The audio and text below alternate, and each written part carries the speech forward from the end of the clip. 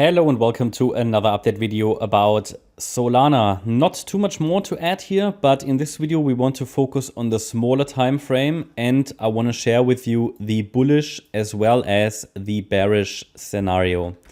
So let's first start with the short-term bullish scenario. At the moment it is still possible that Solana is getting another extension higher. However, as you can clearly see, Solana is struggling. Solana even broke out of this trend line to the downside. However, the short-term bullish scenario has not yet been invalidated. In the short-term bullish scenario, the assumption would be that the price is now moving higher in circle wave 5. In circle wave 5, we have completed already a wave 1 in the yellow count, a wave 2 in the yellow count, which was the low that was made on Friday at around 54.30. And we could now be in the third wave. I have to say, however, that it's not very clear what it's doing here, and it doesn't really show the strength that you would normally expect in a third wave. This looks rather like a corrective structure. So yeah, it's definitely showing some weakness and the structure isn't entirely clear. But again, we're talking about the microstructure here. However, in this third wave, to really confirm that the third wave is running, Solana needs to break in a very first step above resistance. The key resistance level here is the $65 level. A break above it will probably take it to around about $68, which is the high that was made on the 16th of November. And a break above that level, yeah, would confirm that we are in the third wave, targeting first $71.20 and then likely $79, which is the next larger degree Fibonacci target. Then we should see a fourth wave and a fifth wave that could ultimately take it to around about $93. This would be an ideal bullish structure in which we can get an extension in wave 5 of 3. I gave you all the levels that need to be broken to confirm that further. However, also we need to hold one key level, which is down here $49.40. Below that level, I mean, even the microstructure will be invalidated before that. The microstructure will be invalidated when we get a break below $51.20. But below $49.40, any extension higher will get very, very unlikely, and any further move up would not be counted anymore as part of wave 3.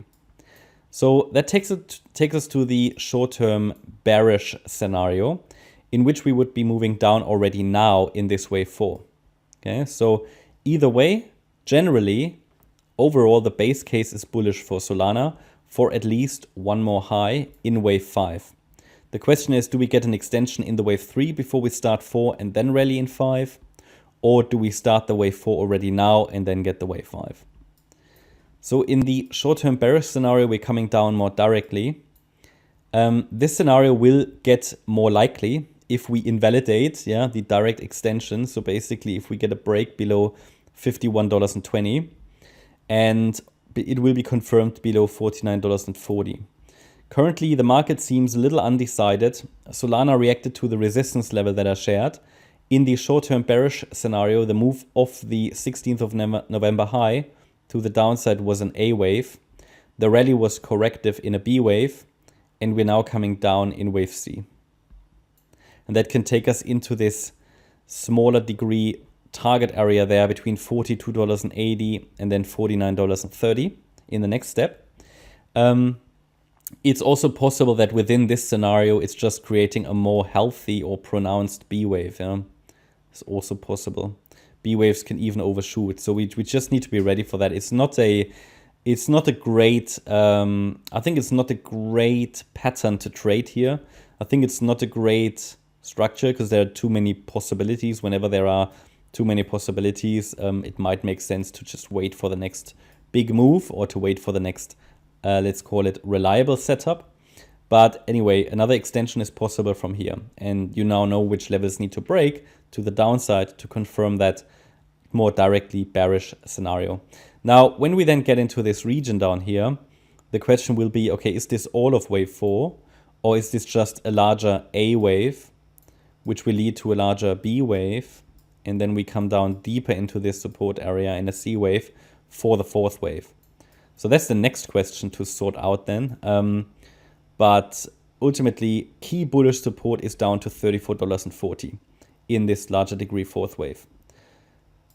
So yeah, not much more action since yesterday, but obviously still one of the more interesting charts. A lot of people interested. But yeah, the market will ultimately have to decide here.